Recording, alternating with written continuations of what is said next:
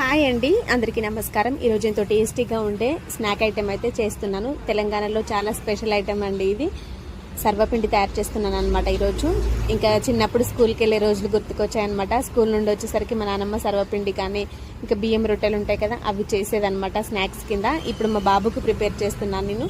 చాలా సింపుల్గా, ఈజీగా, టేస్టీగా చేసుకోవచ్చు అనమాట. ఆల్రెడీ మన ఛానల్లో సర్వపిండి రెసిపీ అనేది ఉంది అండి, మీరు ఒకసారి చెక్ చేయండి. షార్ట్స్ వీడియోలో అప్లోడ్ చేశాను.